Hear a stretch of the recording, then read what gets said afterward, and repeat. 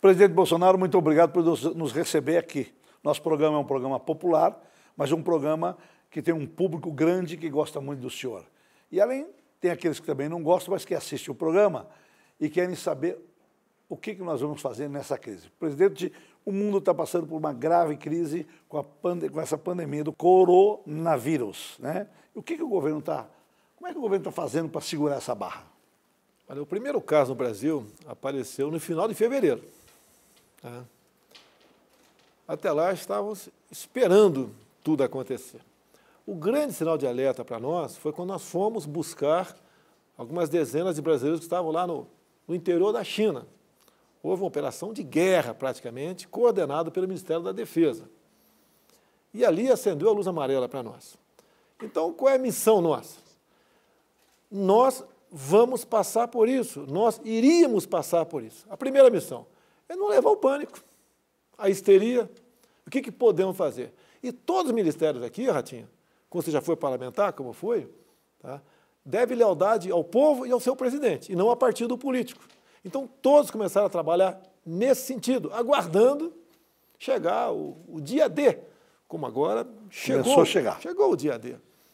Então, primeira coisa, nós temos que alongar a curva da contaminação. Você já pode ter sido contaminado em dezembro, em janeiro, e era assintomático, não deu nenhuma coriza, nada em você, e você agora está aí com um elemento tranquilo, que pode o cara vir tossir na tua cara, que não tem problema nenhum. Assim é mais da metade do povo. Então, qual é a preparação? Alongar por quê? Em especial para atender os idosos, que são os mais propensos a contrair o vírus e ter realmente um agravamento dos outros problemas que ele tem. Depois da manhã, eu faço 65 anos de idade. Diferente do meu filho que tem 40. E do teu, que talvez tem quase essa idade aí. Então, essa é a nossa missão. E acalmar a população. Por exemplo, eu sou o chefe de Estado. Eu tenho que dar exemplo. Eu não tenho que ficar escondido aqui, com o meu atendimento médico VIP de primeira, e deixar o povão para lá. Eu tenho que estar, no meu entender, sempre que possível, ao lado do povo brasileiro. Muita gente criticou o senhor, que o senhor foi cumprimentar as pessoas no domingo, logo que começou, dia 15. O que o senhor pensa disso? Primeiro, Ratinho, eu não convoquei nada para o dia 15. Eram movimentos espontâneos, né? Esse pessoal desses grupos aí que faz esses movimentos. Eu fui convencido a desestimular o movimento. Dia 13 ou 12, eu fui para a televisão e desaconselhei e falei que devia ser repensado. O povo foi de qualquer maneira às ruas. A pandemia, se eu não me engano, foi dia 11 ou 12, há poucos dias antes, do movimento que já estava a todo vapor. Bem, o que eu fiz? Eu não participei, não convoquei, nunca falei, enquanto presidente da República, em fechar Congresso, fechar Supremo, nunca falei, e acabou chegando o dia 15. Por volta de meio-dia, já tinha praticamente acabado o movimento em Brasília, São Paulo foi à tarde. Eu vim aqui nesse prédio que você está aqui agora, que é a casa onde despacho, e o povo estava ali fora, eu desci para ver o povo, e não resisti à tentação, fui lá e apertei a mão deles. 2 dias antes, tinha dado uma prova negativa do meu sintoma. Tá? Então, eu não contaminei ninguém. Poderia até ser contaminado por alguém. Bem, dia 17, fiz mais um exame. Deu resultado negativo. De novo, eu tenho que demonstrar que eu estou junto com o povo brasileiro.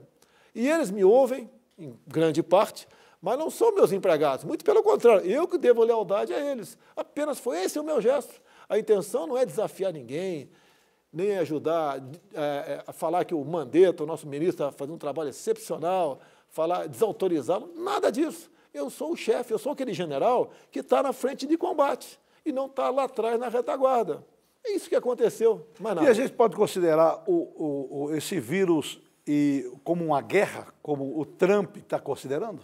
Aqui também alguns já falaram em guerra, né? O Trump está no ano eleitoral, ele tem que ser mais agressivo nessa questão.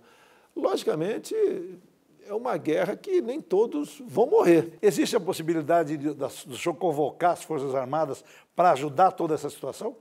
Eu não preciso nem falar isso para o nosso ministro da Defesa, o João Fernando. A nossa tropa, Marinha, Exército, já estão preparados, prontos, com um comando coordenado, caso se necessite da nossa presença. Como sempre aconteceu na história do Brasil, as Forças Armadas nunca se furtaram do seu dever. Então, nós temos hospitais de campanhas prontos, os nossos meios todos para atender a distribuição de alimento, segurança, a conhecida GLO, garantia da lei e da ordem. Então, as Forças Armadas, como sempre, já estão preparadas para atender o anseio popular. O governo fechou a fronteira com a Venezuela para evitar a disseminação da doença. Agora parece que fechou outras fronteiras também. Vai fechar todas? Olha só, Ratinho, eu não posso fugir da verdade, Ratinho. Eu conheço um pouco da fronteira de 17 mil quilômetros do Brasil, em grande parte fronteira seca. Venezuela. Você fecha ali a BR na cidade de Pacaraima. Então, pela pista não passa ninguém. Mas o pessoal vai começar a ir pelo lado, fugir. Vai pelo mato. Vai pelo mato. Vai mulher acabar sendo estuprada, vai homem ser assassinado, vai ter uma miséria ali, com toda certeza. Então, o que nós estamos fazendo lá? É fazendo uma contenção parcial. Grande parte da população não passa. Agora, o comércio está aberto. Paraguai. Paraguai, mesma coisa. Você vai em Pedro Juan Cabaleiro, tá certo? Temos vizinho ali, outra, Ponta Porã. Ponta Porã do lado. Se você bobear, você não está com um pé no Paraguai, outro no Brasil. Eu já fiz isso várias vezes. Então, tem paraguaio casado com brasileira, tá? Tem brasileiro que trabalha no Paraguai e vice-versa. Como é que você vai impedir isso daí? Você não tem como Mas fazer. foi fechado ou não?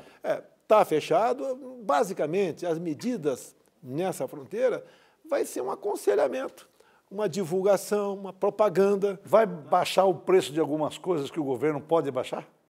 Bem, por coincidência, ontem, né, a Petrobras, ao longo deste ano, 2020, baixamos já 30% o preço do óleo diesel, 29% a gasolina e 8% o gás. Mas não tem nada a ver com a política de governo, que a Petrobras é independente. É uma política da Petrobras. Eu posso interferir, mas jamais vou interferir, jamais. Já no passado, outros presidentes interferiram e deu besteira, foi um caos, uma desgraça aqui na economia. O senhor deixa a Petrobras tocar a vida? Na Petrobras tem segue a política externa do preço do petróleo. E está caindo drasticamente lá fora ainda. Está, se me engano, a cada 30 dólares o barril. Então, isso reflete nas refinarias. Bem, esse combustível é negociado a esse preço, né? Hoje bastante baixo, e vão aí para as bombas de combustível. Agora, o pessoal reclama que na ponta da linha não tem baixado, né, proporcionalmente ao preço que baixa nas refinarias. A minha política é do governo federal. Os demais entes que deve dar devida satisfação de por que o combustível não está baixando. Agora, com esse problema do vírus, o senhor acha que o Brasil vai perder muito na economia, como os outros países estão perdendo, e nós temos solução para isso? Não. Voltando um pouquinho anterior, né, produtos de interesse para combater o vírus, né, nós zeramos os impostos. Zeramos, tá certo? A resposta atual é mais ampla. A economia, a gente vai perder. Não tem como falar, não vai perder. Vai perder, porque uma parte do emprego considerável está deixando de existir. O que vai acontecer com essas pessoas que o senhor muito bem disse quando você fecha um jogo de futebol, um estádio de futebol? Muitas pessoas vivem daquilo lá vendendo ali sua água, vendendo seu refrigerante, aí em volta. Esses vão perder bastante. A intenção é evitar a aglomeração. Eu liguei para dois diretores da CBF, me permitam dizer o nome, e falei com um técnico de futebol também. Até eu perguntei para eles por que isso daí, eu queria entender. E a resposta foi a seguinte, não veio da torcida, nem muito pela aglomeração. Você podia falar, o estádio do Parque Antártica agora, o Palmeiras, que mudou de nome, cabem 40 mil torcedores, vende no máximo 5 mil. Seria uma solução, mas veio em parte dos jogadores. Porque teve um jogador de um time que eu falei com o técnico, né?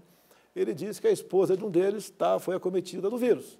E, lógico, se ele está com a esposa em casa, com toda certeza, vai estar também. E o jogador começou a reclamar que no vestiário não são 11 jogadores, mais o técnico massagista, são 50. Então, a pressão veio por parte dos jogadores e, para evitar greve, seja lá o que for, resolveram tomar essa medida agora de suspender o jogo de futebol. E as empresas que estão parando? O governo vai ter condição de dar uma ajuda para esses empresários? Muita coisa já está sendo concedido, tá certo? Nós vamos, por exemplo, eu tive aqui pessoalmente com o presidente da rede de hotéis similares ali, tá certo? E restaurantes. São 6 milhões de empregados. Tem uma parte considerável que são informais. Tá? E o desemprego está aí. Rede de hoteleira caiu a 10% a ocupação. estava baixa, em torno de 60, 70. Nós estamos estimulando isso com o turismo bastante, com o nosso ministro do Turismo, Marcelo Avantônio. Nós isentamos de visto Austrália, Japão, Canadá, Estados Unidos. E agora não tem turista mais de fora, nem aqui, nem em lugar nenhum no mundo. Então, olha, o Brasil estava subindo. Estava decolando. Estava decolando quando aconteceu. O último trimestre, o nosso crescimento foi 1,7%. O PIB foi pequeno, 1,1%, mas o último trimestre foi muito bom. Tá? Muitas medidas sendo tomadas e não fomos nós, Ratinho. O mundo todo está sofrendo com a questão. Agora, o senhor acha que alguém da política está se aproveitando desse vírus para fazer política ou não? De dentro da política no Brasil, isso sempre tem. O tempo todo é manifestações contra a minha pessoa, como se eu fosse o responsável pelo que está acontecendo atualmente no Brasil. Esses dias no meu programa, se eu me permita, eu falei que tudo que acontece, até quando o time perde, a oposição põe culpa no presidente Bolsonaro. O senhor acha que eles estão se aproveitando? Alguns sim, não quero nominar, me desculpa, tá certo? Mas estão se aproveitando. Começou uma campanha, antes do vírus, já começou uma campanha para 2022, tá? Contra a minha pessoa. Mas eu bato no peito e sigo em frente, afinal de contas, Ratinha, eu dei independência para o Poder Legislativo.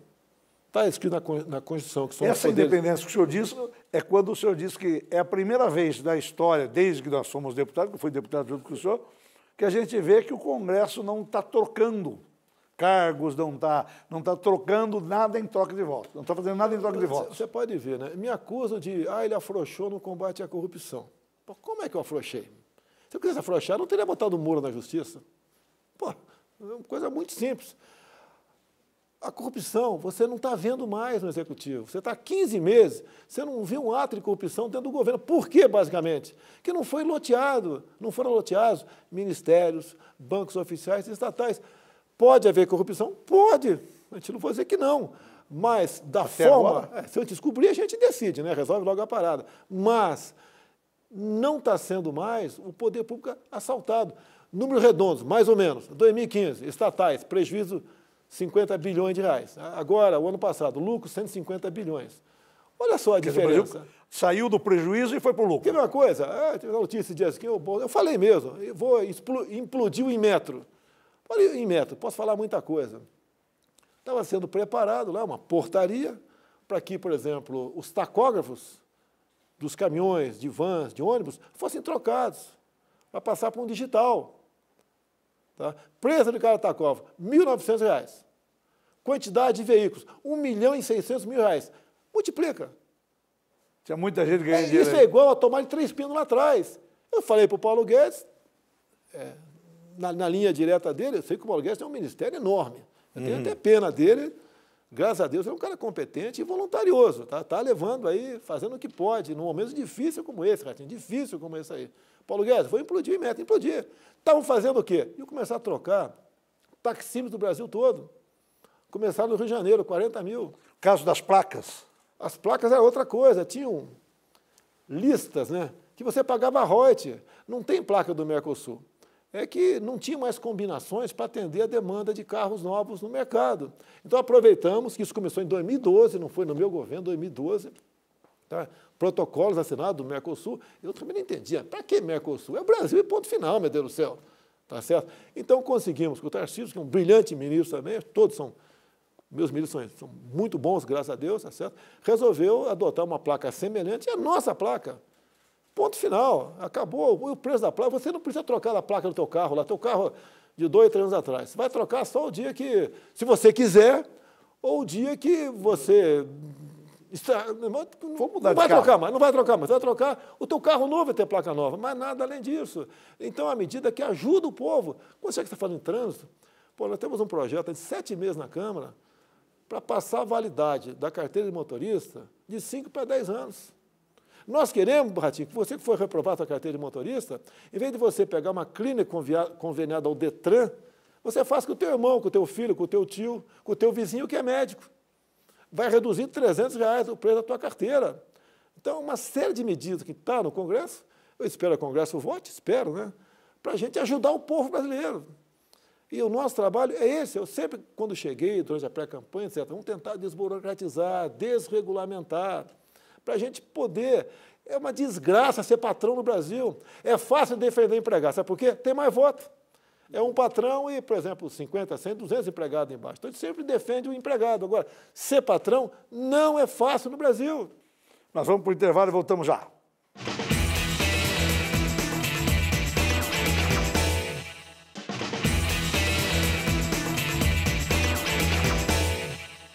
Então, vamos voltando às dificuldades que o Executivo está enfrentando em relação ao Legislativo. O senhor está com problema com o presidente Maia, com o Davi Alcolumbre? Olha, não é fácil você ser presidente da Câmara e do Senado também. Não é um quartel. O meu é quase parecido com um quartel. Que eu escolhi os ministros e dou as diretrizes. Lá tem o disputa, tá certo? Mas eu acredito que o Legislativo poderia colaborar um pouco mais. Não é só... Nessa crise estão colaborando 100%, sem problema não, mas como um todo. Agora, sempre existe, por parte de alguns que decidem dentro do parlamento, a briga ainda por cargos. Tá certo? Isso que tem que deixar de existir. Eu costumo dizer, né, se nós, né, os dois do Legislativo, chegarmos a um bom entendimento, em um ano, nós mudamos o destino do Brasil. Não é nenhuma crítica ao parlamento. Então, se houver esse bom entendimento da minha parte, estou de coração aberto para conversar com os dois, sem problema nenhum. A mudança do estilo do governo, de não lotear cargos de ministérios, atrapalhou um pouco. Um pouco? Muito. Eu não estou aqui fazendo crítica ao parlamento. Essa foi a prática ao longo, talvez, do Sarney para cá. É pouco tempo, você ouvia na televisão, nos jornais, televisão, né? Olha, o partido tal ganhou mais um ministério. A imprensa elogiava o cara, o partido. Hoje em dia a imprensa cobra de mim governabilidade. Eu pergunto para a imprensa, que governabilidade que vocês querem? Eu trato, dou todo respeito ao parlamento, toda a dedicação, não tenho problemas. Você não me viu alfinetando, eu não estou alfinetando. Teve uma discussão aí do Legislativo com o governo, com o Executivo, sobre 30 bilhões. 30 bilhões para cá, 12 para lá, 18 para lá. Não tem jeito, presidente, de pegar esses 30 bilhões agora e falar agora esses 30 bilhões não vai para ninguém, agora vai para o Corona. Ratinho, lá atrás, o orçamento era todo ele autorizativo. Nós tínhamos as emendas nossas, deputados. E eu raramente tinha minhas emendas liberadas. Ou era liberada parcialmente. Porque você tinha que votar com o governo. Tá? Você procurava um ministro, reclamar da emenda tua naquele ministério e puxava, né? Olha aqui, ó, você não vota com a gente. E não liberava. Então, aprovamos, eu votei favorável a emendas impositivas individuais. Cada deputado, hoje em dia está em 15 milhões, está liberado, sem problema nenhum. Depois, veio depois a emenda de comissão, aquelas comissões, tem umas 20 e poucas comissões na Câmara, impositiva também. Depois veio a emenda de bancada impositiva, bancada de Estado. E, por último, agora, a emenda impositiva de relator. É lei, eu tenho que cumprir a lei. Se eu não cumprir a lei, eu estou em curso no artigo 85 da Constituição ou na lei de 50 que fala de impeachment. É igual a questão do fundão. Eu tive que assinar e encaminhar para o parlamento o orçamento reservando 2 bilhões de reais, essa lei de 2017, 2 bilhões de reais para esse fundão. A cada 2 anos, né, tem esse fundão para ajudar os deputados a fazer campanha. E essa emenda de relator, no final das contas, dava em torno de 30 bilhões de reais. Esses 30 bilhões não pode ser votado para vir para o coronavírus? Foi feita uma certa negociação lá, né, e passou para 15 bi. Lógico, o que diz o Poder Executivo? Quem executa o orçamento somos nós. Ficou na mão de uma pessoa lá dentro, tá, que vai mudar esse ano, será outro parlamentar, pode ser deputado federal, pode ser senador, para gerir esse recurso todo. Bem, com essa crise agora, tá, nós conseguimos já pegar quase 10 bilhões de reais para nós, está sobrando menos de 5 para eles, que vai virar fumaça daqui a pouco. Tem muita gente consciente no parlamento, não é uma crítica que eu estou fazendo aqui agora para todo mundo. Tem muitos deputados, e parece que está sendo acertado, as suas emendas individuais, por exemplo, 15 milhões, ele quer pegar 5, 6, 7 ou 10 e reverter para a saúde. Louvável esse parlamentar. Tem uma deputada federal, acho que, se não me engano, a Carla Zambelli, entrou com um projeto de lei para que esse dinheiro do fundão e do fundo para ajudar do correntiano vá para a saúde também. Não sei o que o parlamento vai fazer, se vai levar avante essa proposta ou não. Então, tem muita gente boa lá dentro que tem esse espírito de ajudar o próximo, espírito humanitário, de fazer com que o dinheiro, que não é meu, Ratinho, é do povo, tenha um destino adequado. O senhor acha que a imprensa ainda continua perseguindo o senhor? É difícil romper essa barreira? É difícil convidar esse pessoal para uma conversa? Estava cheio de jornalistas no meio do povo ali. Cheio, fotógrafo, jornalista, sem problema nenhum. Até na nossa última coletiva aqui agora, nós estávamos de máscara, a imprensa amontoada ali, sem máscara, sem nada. Agora, uma perseguição, Ratinho, você pode ver. O orçamento, quase todo ele, está comprometido. Então, a gente tem que economizar. Economizamos também em propaganda do governo. E o pessoal ficou revoltado com isso. Tá? Então, um ataque enorme. Para eles, para essa parte da imprensa, não são todos, né? Qualquer outro presidente estaria muito bem, não eu.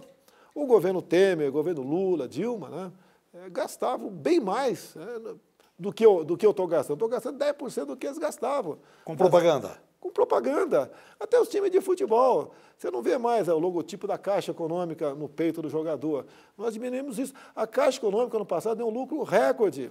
O BNDES foi estrondoso, um lucro também nunca visto na história do BNDES. Por quê? Quem é o presidente do BNDES hoje em dia?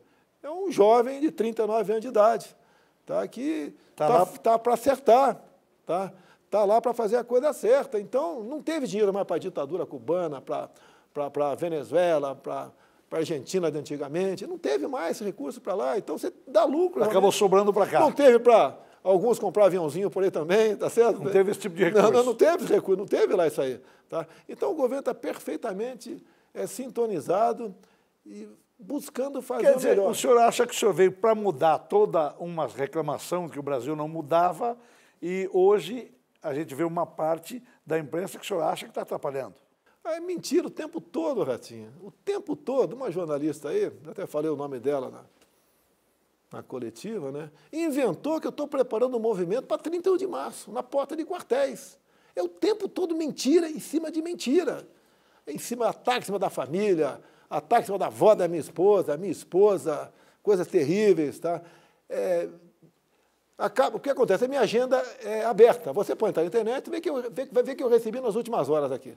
Lá fora, o pessoal faz uma relação qualquer e, olha, recebeu o Ratinho, mas não sei o que, para tratar isso, inventa um assunto qualquer. E eu tenho que explicar que não é verdade, que é fake news. É porque isso... O senhor perde muito tempo com isso.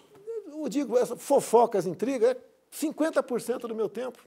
Apesar de estar cada vez mais em descrédito, apesar disso, dá dor de cabeça. Existe um grande número de desempregados no Brasil. Quantos empregos foram criados no seu governo? O senhor tem mais ou menos uma ideia? Em torno de 1 milhão o ano passado, né? Foi bastante. Nós podemos perder tudo isso esse ano. O Exército está trabalhando para a relação de estradas. A BR-163 já foi recuperada, se eu não me engano. Foi recuperada, em grande parte, tinha muito buraco, e tinha um espaço de 50 quilômetros que o Exército brasileiro fez. Por que o Exército? Não tem recurso. O Exército, a mão de obra está paga. E o que é muito importante no Exército, Ratinho, é a garantia do serviço. Lá não tem enrolação, não tem negociação de dizer que tem lá 15 centímetros de asfalto e tem 5, a brita não sei o que lá, é areia demais. Não tem isso daí, tá certo? É uma coisa bem feita. A economia estava caminhando bem até o momento da crise do coronavírus. E agora, nós estamos correndo algum perigo com relação à economia? Depois dessa crise? A gente não quer. A projeção nossa era 2% esse ano. Falei com o Paulo Guedes agora há pouco, né? Ele falou que não quer falar em projeção. Tá? Lógico, a gente vai fazer o melhor. Alguns dizem, se não entrar em recessão, né? Está bem, é o que estão fazendo. E é um período, assim como na China já, a curva já entrou na descendente, tá certo? A Itália está praticamente entrando também na descendente. Coreia já também já entrou na descendente. Vai, né? Nós vamos passar por esse momento. Tá? E o senhor acha que vai durar essa crise do coronavírus? Pode durar, no máximo, mais 5, 6 meses, mas um momento triste. Podemos ter um momento triste pela frente. Não será como a Itália, no meu entender. Porque a população da Itália, a imprensa sempre leva para a maldade, né? Eu comparei a população da Itália parecido com a população de Copacabana. Que eu conheço muito Copacabana, não é que por ser de lá, porque eu entregava cartas pessoalmente, por vários anos. Com a minha equipe, eu entregava cartas pessoalmente, porque eu não pagava. E tinha muito aposentado não lá. Pagava. Geralmente é esse, é um senhorzinho, uma senhorinha, um casal de velhinhos. Se chegar neles, tá certo? A chance de entrar em óbito é grande, porque já tem uma série de problemas. Então, se chegar lá uma gripe qualquer, é isso agora. O que acontece? Em parte da imprensa, né? O cara entrou em óbito, né? E tinha dado positivo para o vírus. Né? E estava lá, diabetes, não sei o quê. Diz que morreu do coronavírus. O que eu faço? Eu não quero levar o pânico à população brasileira. A minha missão como chefe de Estado é levar a verdade e dizer para eles que isso vai chegar. Por favor, vai passar, não tem como, você vai viver isso daí. Essa onda vai passar por cima de você. Talvez eu tenha adquirido doença, como eu te disse agora há pouco, e você, há um mês atrás, 20 dias atrás, já acabou, já estamos imunes, estamos ajudando a imunizar o Brasil, porque o vírus bate em nós, não passa para terceiro, você vai passar por isso. Agora, o pânico é terrível. Tem uma história até que eu estava vendo esses dias aí, não sei quem, né, antigamente, um cara prometeu para o outro, vou matar 10 mil pessoas naquela cidade. Daí ele foi lá, voltou, o cara falou, mentiroso, você não matou 10 mil, você matou 100 mil. Ele falou, não, os outros 90 foi de pânico, foi de histeria. E é verdade. É verdade, isso aí. Não adianta eu falar, fiquem calmos, ou então, extremamente calmos, então, espera uma guerra. Primeiro que eu estou me violentando. Né? Alguns dizem que eu deveria pedir desculpa por isso, por aquilo, alertar da verdade. Eu não quero histeria, porque isso atrapalha. Tem certos chefes de Estado por aí, até prefeito, já falando em ele decretar aí interdição do aeroporto, fechando o shopping, fechando estradas federais.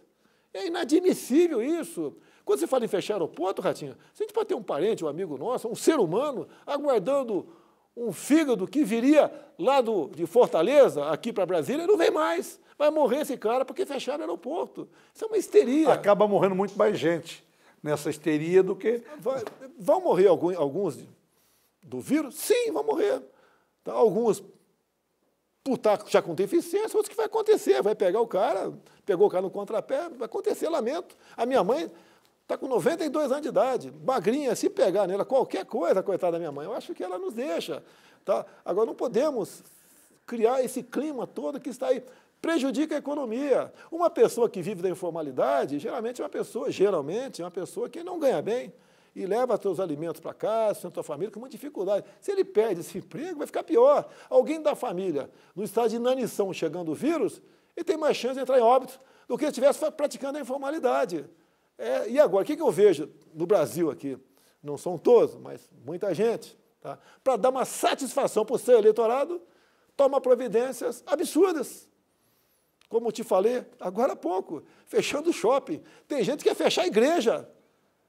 Quer fechar a igreja, é o último refúgio das pessoas, né? Lógico, o pastor vai saber conduzir lá o seu culto, ele vai ter consciência, o pastor, o padre, se a igreja está muito cheia, falar alguma coisa, ele vai decidir lá, até porque a garantia de culto, né, e proteção ao ambiente do meio é garantida pela Constituição, não pode um prefeito, um governador achar que não vai mais ter culto, não vai ter mais missa. Isso que a gente tem que falar para a sociedade, olha, vamos passar por isso, a chuva está vindo aí, você vai se molhar. Agora, se você botar uma capinha aqui, tudo bem, passa. Agora, se você entrar em parafuso, tu vai morrer afogado embaixo da chuva. Pô. Nós vamos para o intervalo e voltamos já.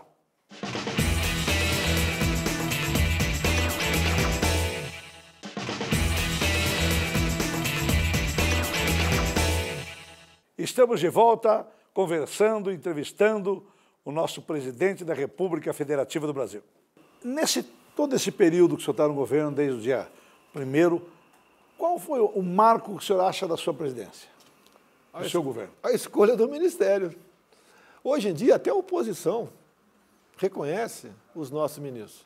Você pega, o mais importante é a economia, Paulo Guedes. Né? Vamos falar menos importante, com todo o respeito aqui, até pelo orçamento. É o Ministério da Mulher, da Damares. Mas o trabalho da Damares é excepcional. E o pessoal conhece a Damares. Conhece todo mundo, tá? Todo mundo. Não tem problemas entre nós. Zero problema. Os ministros conversam entre si. Então, a escolha dos ministros, é igual o time de futebol. Se você botar o goleiro para ser centroavante, né, e o ponta-direita para ser goleiro, então o time vai para o pau. Pode botar o Neymar dentro do gol que ele não vai fazer nada em campo. Então, essa foi a liberdade que eu dei para eles. Tenho o poder de veto em alguns nomes, acontece, interfiro, sim, qualquer ministério que tem uma interferência minha, tá certo? Mas ele tem uma liberdade muito ampla para impor a sua política. Eu acho que essa é a marca do governo. Acredito, com todo respeito, né, não posso falar do futuro, né, mas nunca se viu um ministério como o nosso. Está sendo feito alguma coisa para combater a corrupção? Primeiramente, o caso de escolha de ministro combate a corrupção. Tá? Porque você vê, quando se vê as questões da Lava Jato, né? Petrobras, né? Diretores, cada um era indicado por um partido. Você pegava uma Caixa Econômica Federal, o presidente era de um partido, o vice era de outro? As vice-presidências eram de outros. Tá? Mas assim era a Petrobras, assim era a BNDES. Então a grande marca é essa. Então a sensação que não está tendo mais ação é porque diminuiu o grosso da corrupção. O varejo, a gente sabe que, infelizmente, existe, a gente corre atrás disso aí. Então, a grande marca do governo está sendo essa. Agora, não é fácil, Ratinho, porque pressão eu sofro o tempo todo para mudar ministros, né, para atender interesses que existiam no passado em governos. É isso que é a nossa luta. E aí vem algum atrito com o parlamento, muitas vezes, por causa disso. Panelaço, o que o senhor pensa do panelaço? Ratinho, o que eu vi? Não sei, ninguém sabe como começou esse panelaço. Teve a divulgação... O senhor não pediu para ninguém bater panela? Não, tem o panelaço contra a minha pessoa, Bolsonaro, fora Bolsonaro. E daí apareceu um panelaço pró-Bolsonaro meia hora depois. Eu nunca vi panelaço a favor de alguém, eu só vejo contra. Inventaram favorável. Quem inventou, não sei. Agora, a verdade, tem um barulho muito maior das 9 horas do que das 8h30. E essa grande empresa, sabe qual que é, né? Ela divulga até os atos de 9 horas, dizendo como se fosse às 8h30. Então, a gente não vai medir... E essa briga com a imprensa, essa parte da imprensa, o senhor acha que vai ficar 4 anos de governo, mais 3 anos de governo? Olha só, se você pegar o primeiro ano meu, o ano passado, eu recebi mais gente da imprensa que todos os governos, de Lula, Dilma e Temer, todos juntos. Eu dei todo espaço para ele. Mas o que acontece? Né? A gente acaba, eles sempre acham uma palavra que não pode não caber, uma dupla interpretação. Então os caras ficam jogando coisa e eu tenho que o tempo todo ficar na defensiva. Me rotulo como miliciano. Poxa, o caso do capitão aí que morreu na Bahia, pelo que tudo indica, foi executado. E ele era um arquivo, né? Não para mim, para outras pessoas. Vincular eu a qualquer tipo de crime. Quer ver uma coisa? O Moro mandou um projeto anticrime para a Câmara. Né? Uma das propostas era transformar em crime organizado milícias. Tá? O PSOL foi contra. E, junto com a esquerda, conseguiram derrubar essa proposta, de modo que, hoje em dia, os milicianos não estão enquadrados como crime organizado. Agora, jogam para cima de mim. Bom, eles já colocaram muitos apelidos, que o presidente é isso, o presidente é aquilo. O senhor acha que tudo isso que colocam é em função do senhor ter sido militar? Não, primeiro, não há dúvida. Eu cheguei aqui em 91. Né? O Figueiredo acabou em 85, 86, ali acabando a transição, tal. E tinha muito anistiado aqui. É muita gente que matou gente, porque a anistia foi ampla, geral e restrita, por pressão dos militares. Porque tinha MDB Arena naquela época. O grande pai do MDB não queria a volta do Brizola para cá. Porque ia ter concorrência com seus caciques do MDB aqui. Foi ampla, geral e restrita. Agora chegou muita gente aqui que cometeu crime de sangue no passado, tá certo? E daí, mas dos dois lados. Olha só, que teve excesso, uma dúvida que teve. Dos dois lados. Uma dúvida que teve, mas eles queriam aqui, pela força, impor uma ditadura. Nós temos 38 mil anistiados ganhando dinheiro da União. 38 mil pessoas que lutaram por democracia. Mentira! Fizeram uma comissão Nacional da Verdade que só tinha gente deles. Tá? Agora, mas para mim isso é história. Já passou. Vamos daqui para frente. É daqui para frente. Mas a gente não consegue ficar em paz com esse tipo de gente o tempo todo te pressionando, te cobrando, chamando de ditador, dizendo que eu quero fechar o parlamento, quero fechar o Supremo Tribunal Federal, o tempo todo isso. E uma notinha aqui na imprensa dizendo, vamos 31 de março fazer manifestações de frente a quartéis. Mentira! Agora os outros jornais replicam isso. Replica rede social, o tempo todo. Mas não tem problema, eu vejo isso como liberdade de expressão. Agora, a partir do momento que uma pessoa nominada, como essa jornalista, faz isso, não é apenas fake news, é um crime que ela está cometendo.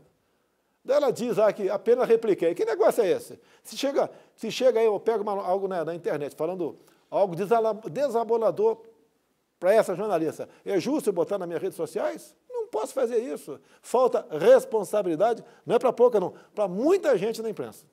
Bom, nós estamos falando, voltando a falar do caso do corona, o Estado já pensou, o governo já pensou na infeliz possibilidade de alguém levar isso para dentro dos presídios federais? O que se vai fazer? Já pensou nisso? Estão isolados, né? É só restringir a visita íntima e não liberá-los. Mas botar em liberdade, aí fica complicado. Aí. Houve recorde de apreensão de drogas, queda no número de homicídios, muitos outros índices positivos, mas ainda há muito o que fazer. O governo vai ter dinheiro para bancar tudo isso, essa mudança? Olha, primeiro, a queda do número de mortes, etc., em torno de 20%, é uma ação realizada, né? Em São Paulo, o ministro Sérgio Moro da Justiça, logicamente com a minha aquiescência, que tratamos muito isso, e de tirar os cabeças do PCC daqueles presídios, botar em presídios federais. Já deu certo. A incomunicabilidade, não tem mais aquele comando. Tá? A gente está preocupado em ter algum problema colateral, graças a Deus não houve. Agora, passamos de 30 para 40 anos a pena, a dificuldade para o cara pedir a progressão de pena, entre outras coisas. Isso vai atrasando, atrapalhando a vida de quem está lá dentro. Quem tem, por exemplo, ligação com crime organizado, não tem saidões. Tá? A gente não pode impedir os saidores, está em lei ainda, não dá para mudar tanta coisa. Então essas medidas vai inibindo. Você tem que entender, quem está aqui fora, que tem que entender que se fizer besteira, está ficando cada vez mais difícil sair da cadeia. O governador do Rio de Janeiro e o governador de São Paulo são seus inimigos ou adversários? Primeiro, o senhor João Dória de São Paulo se elegeu, né, usando meu nome. Eu só vi a cara do vídeo depois das eleições. Ele colou no meu filho, o Flávio Bolsonaro, em todo lugar que meu filho ia, ele ia atrás, ele ia na frente do meu condomínio, depois que eu estava esfaqueado em casa, fazia a sua propaganda ali, acabaram as eleições. Virou inimigo nosso. No Rio, seja onde for, você vai ser reeleito naturalmente. Agora, não é atacando os outros. Todos os presidentes, quando iam nesses eventos fora do Brasil, em Osaka, ia na ONU, etc., traziam para cá um pacote de novas terras indígenas, de quilombolas, de parques nacionais, foram acabando com o Brasil com esse tipo de política sem qualquer racionalidade. Então, em especial, alguns países da Europa agora achavam que eu ia passar de 14% para 22% a quantidade de terra demarcada para índio no Brasil. Não fiz isso. Hoje os índios, né, querem o contrário, querem ter total liberdade na sua terra. Tanto é que o nosso almirante Bento, que é ministro das Minas e Energia, mandou um projeto para o Congresso para que o índio possa, na tua terra, plantar, criar boi, praticar o garimpo artesanal, tá? Deixar explorar o turismo. E o senhor é contra cassino? Por exemplo, nos Estados Unidos, muitos cassinos são de índios. Não tá. Eu acho que essa proposta não dá para ser discutida no Brasil, porque aqui vai ter lavagem de dinheiro, vai ter muita coisa complicada aqui. Então, cassino, no meu governo, não se discute esse assunto. Inclusive, a competência é exclusiva minha, tratar desse assunto, que está previsto na Constituição. Daqui a 20, 30, 40 anos é outra história. Porque o senhor pretende ficar 20, 30, 40 anos? Não.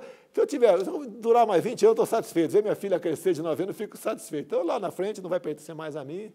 É outra história, outro Brasil. O senhor está gostando de ser presidente da República? Por uma questão apenas. Se não fosse eu, não responda, quem estaria no meu lugar?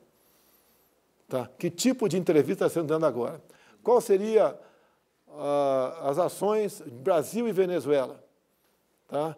Qual seria a questão de política externa com os Estados Unidos, com a Arábia Saudita, com a Coreia do Sul, com o Japão, com Israel, se fosse outra pessoa? Tá? Então, por isso me conforta, porque a vida não é fácil. É ruim ser presidente? Não, a vida do presidente... Para você fazer a coisa certa, tira toda a liberdade. Tira totalmente a liberdade. Para a imprensa, diz que eu gasto com cartão corporativo um absurdo. Em torno de 9 milhões no ano passado. Não é para mim esse cartão corporativo, é para animais que tem lá, é para energia elétrica, tem mais de 100 pessoas que comem lá, viagens internacionais. O meu cartão corporativo particular, eu posso gastar 24 mil por mês ou sacar 24 mil por mês para fazer o que bem entender. Sabe quanto eu usei de janeiro para cá, Ratinho? Chuta aí. Não tem nem ideia. Zero. Nada. Por exemplo, eu posso requerer a aposentadoria, 30 mil reais como parlamentar. Não requeri. Para dar exemplo.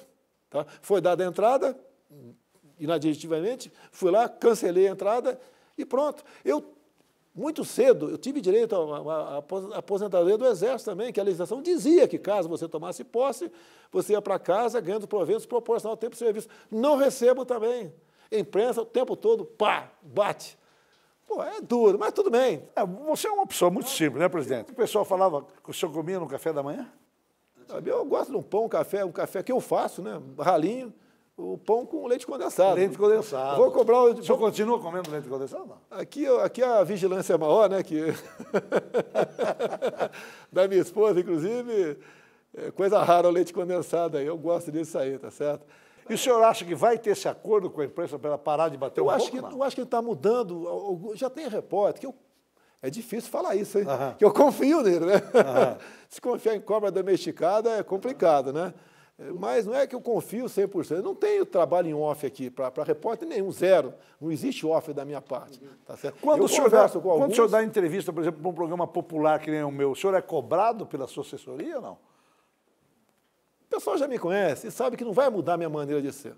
Como alguns falaram, você tem que falar isso, aquilo, não sei o que lá, ser mais estadista. Eu falei, cara, vou continuar sendo o que eu sou, não tem mais conversa. Não fala mais comigo. Não vou mudar. Você foi eleito desse jeito. Eu quero deles, como trazem números para mim. Como eu falei, a questão do quanto baixou o combustível no corrente ano, tá, alguns números, dados, informações. Eu tenho da minha assessoria aqui que isso que faz aqui a minha entrevista é contigo. Agora, querer mudar meu comportamento, não dá. Você não gesticula, não coça o nariz, eu não dou bola para isso. Tá certo? Lógico, procuro me comportar de forma mais elegante possível.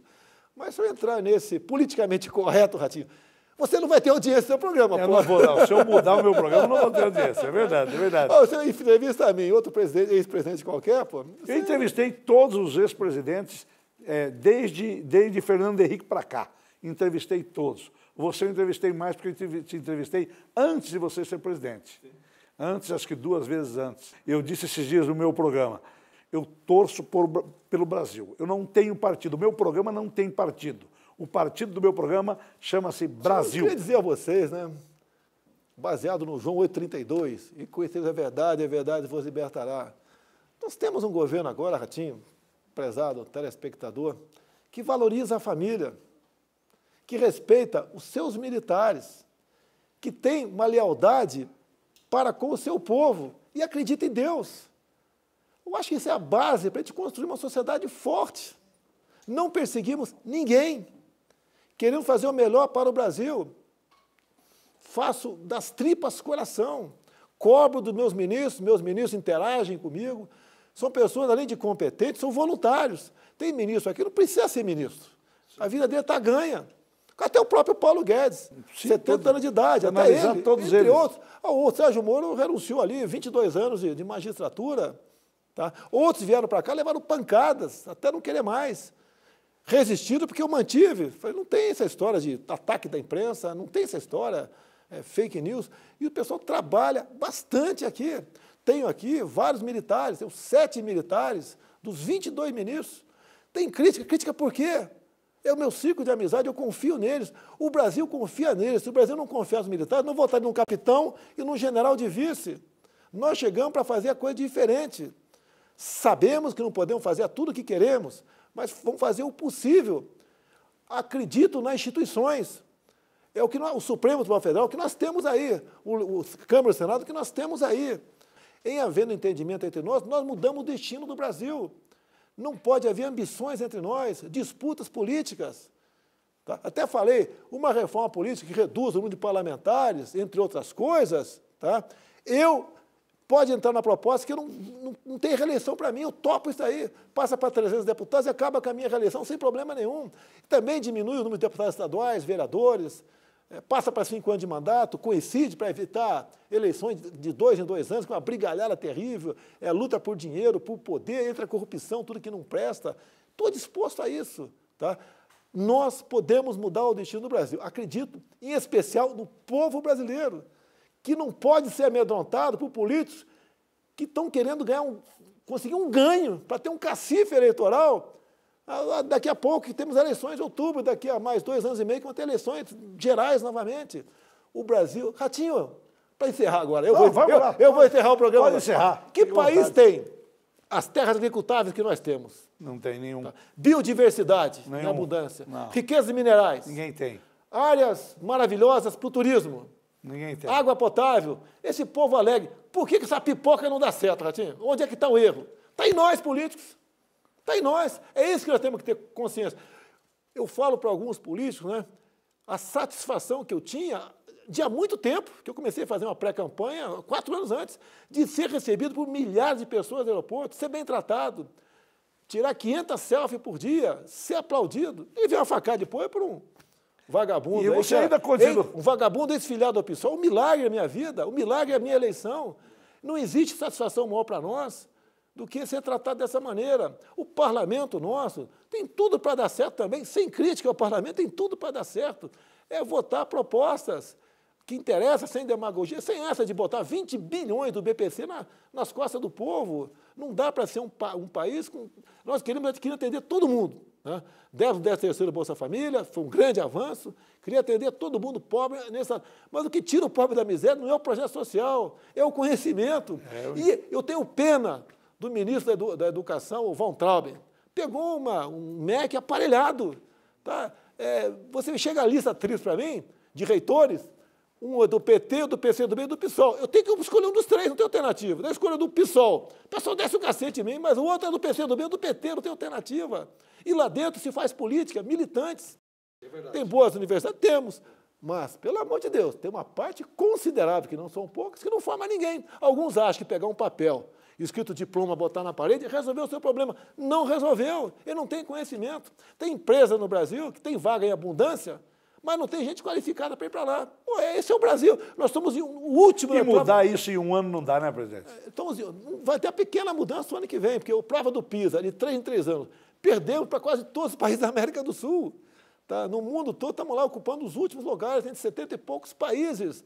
Você pede uma regra de trem sempre para um garoto de 15 anos de idade, $1 vale R$5, $3 vale quantos reais? 70% não acerta.